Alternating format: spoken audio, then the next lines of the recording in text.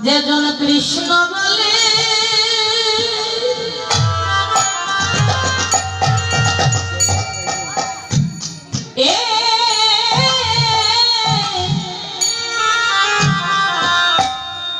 যে জন কৃষ্ণ বলে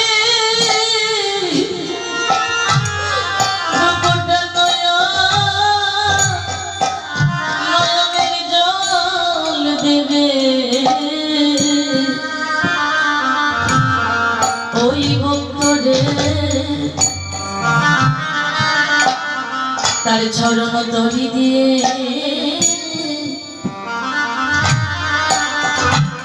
ভব নদী পারি করে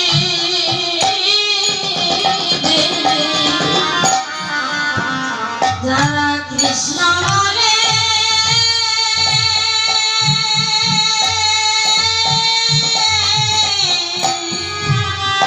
যারা কৃষ্ণ বলে ধোপটা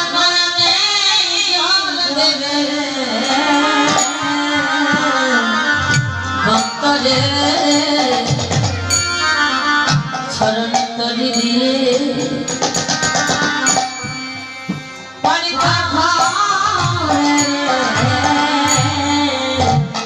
এই ভাবে তারা সাজাওয়া বদল হবে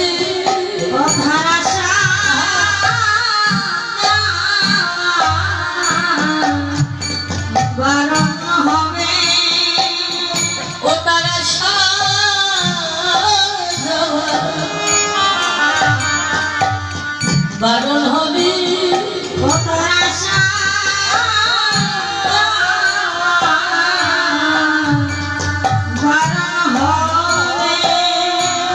আমার গোবিন্দ কুলে ও তার কুল মিশিবে আসা যাওয়া বারণ হবে আমার গোবিন্দ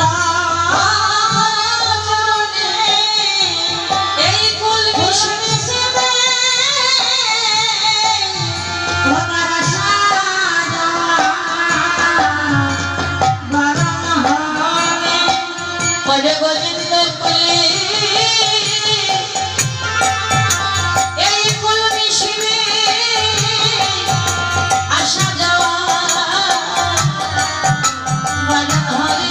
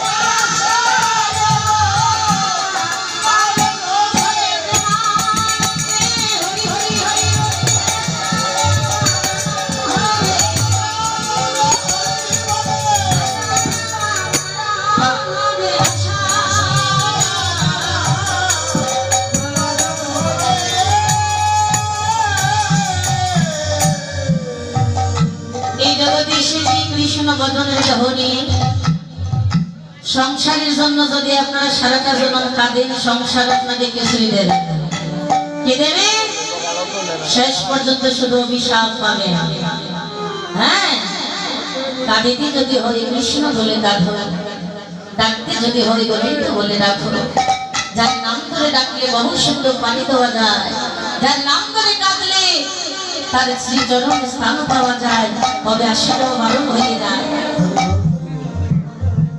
তাই আপনারা বলে আর একটু সামনে চলে আসেন না এই যে দিদি ভাই সামনে এসো আসো না আসো চলে সামনে এসো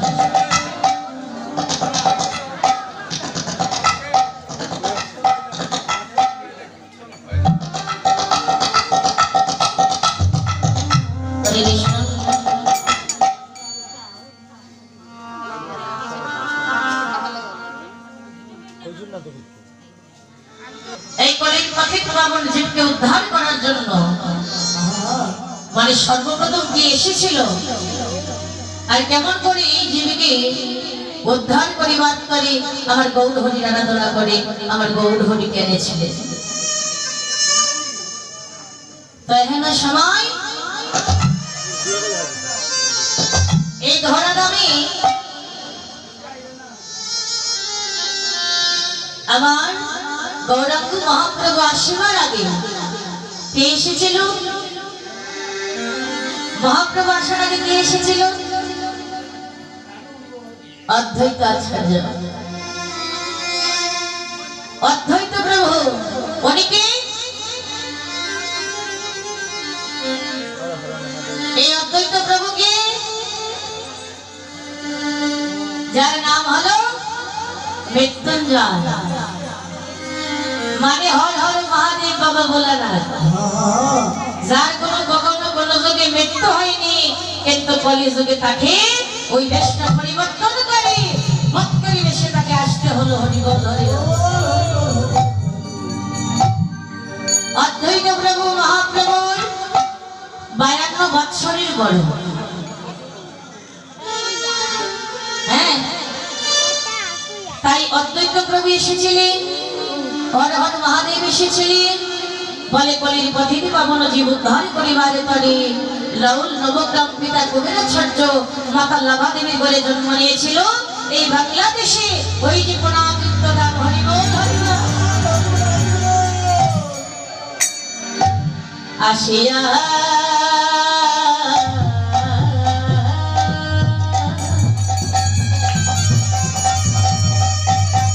অদ্বৈত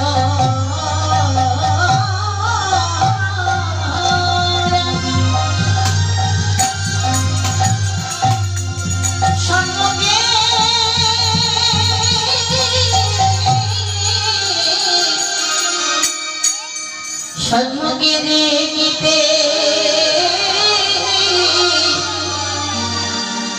দেখিতে পায় রে পায় রে ভয়াসিয়া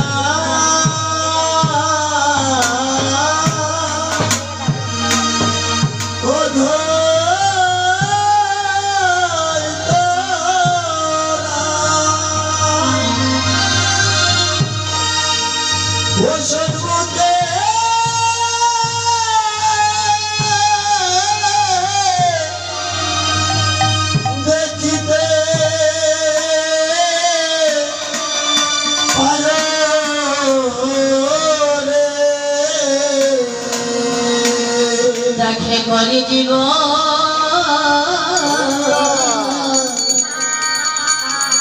আমার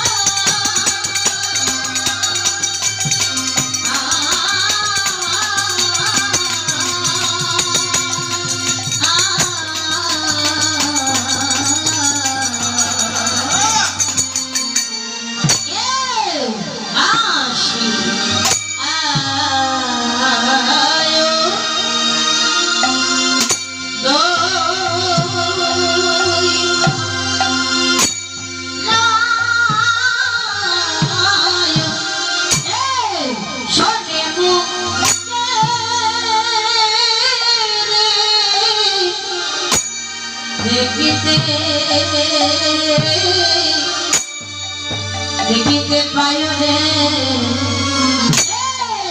আসি মিঠাই মিঠাই বল 1 2 3 4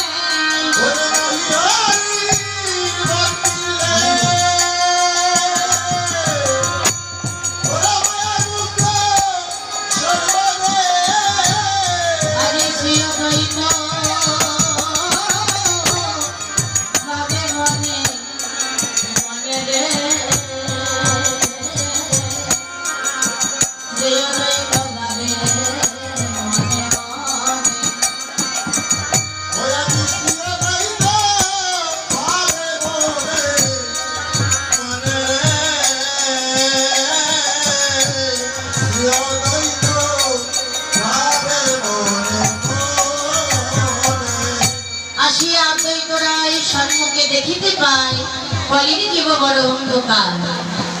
মানে কলি হতো যে মানুষ কুলে জন্ম নিয়েছে, মতে নেই, রতি নেই, ভক্তি নেই, শ্রদ্ধা নেই, নাম নেই, কোনো কিছু নেই। অদ্বৈত প্রভু মনে মনে ভাবছি এই কলি হতো জীবের কি হবে। তো মনে মনে ভাবছি আর সুরতরী গঙ্গার তীরে গৌর হরি আরাধনা করছে আর বলছে আমি কি করিব ওরে কলির জীব আরে তো ছড়াবা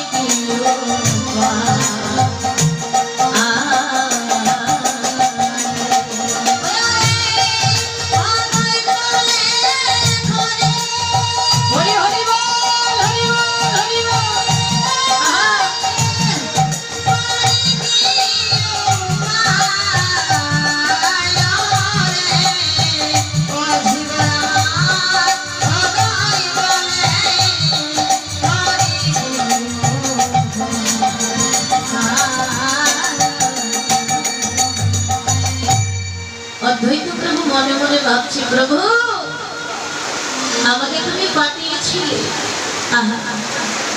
এই প্রভু আসার কারণটা কি? বলে ভগবানের কাছে ঋণী হয়েছিল, এমন একটা ভাবে ঋণী হয়েছিল ওই ঋণটা শোধ করতেই হবে, যার কারণে কলিযুগে তাকে আসতে হয়েছে। বলে ঋণটা কি?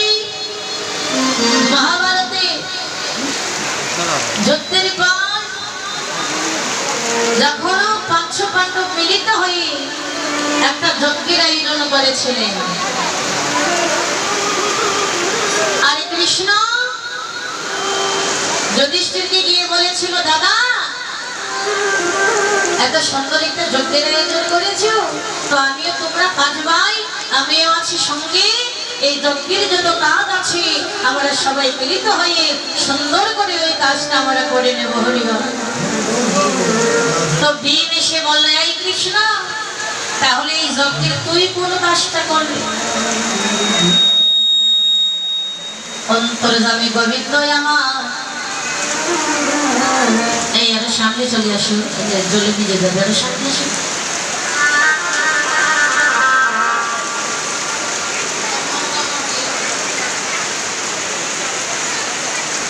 কৃষ্ণ আমার বলে দিল দাদা, মানে ভীমকে ডেকে ডেকে বলছে, দাদা আজ আমি এমন একটা কাজ করব, মানে আপনাদের যজ্ঞের যত আমন্ত্রিত নিমন্ত্রণ যাদেরকে করেছ, যেবার যারা যত অতিথি আসবে, আমি প্রত্যেক অতিথি প্রত্যেক ভক্তি আমার নিজ হাত দিয়ে, মানে নিজ হস্ত দিয়ে সবারই চরণ আমি ধৌত করে দেবো। হরি বল হরি বল। ওই কাজের দায়িত্ব গোবিন্দ নিয়েছে।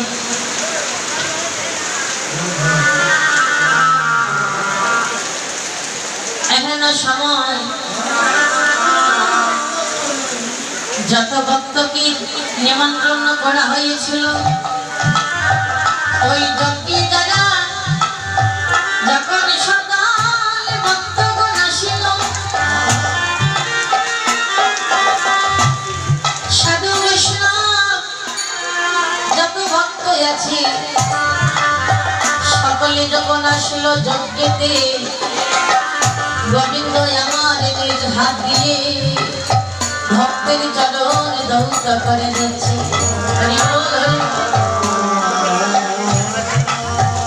ওই নিমন্ত্রণটা চলে গেল কোথায়? কৈলাসে বাবা ভোলানাথের কাছে। মা পার্বতী গিয়ে বলল, ভোলানাথকে গিয়ে বলছে, স্বামী কৃষ্ণ নিমন্ত্রণ পাঠিয়েছে, তুমি নাকি সেখানে যেতে হবে। তো অনেকজন গিয়েছে, যতজনকে নিমন্ত্রণ করেছিল সবই গিয়েছি, এবার শুধু আমি আর তুমি বাকি আছি। এই যে আরো আরো সামনে চলে এসো, আরো সামনে চলে এসো, দলে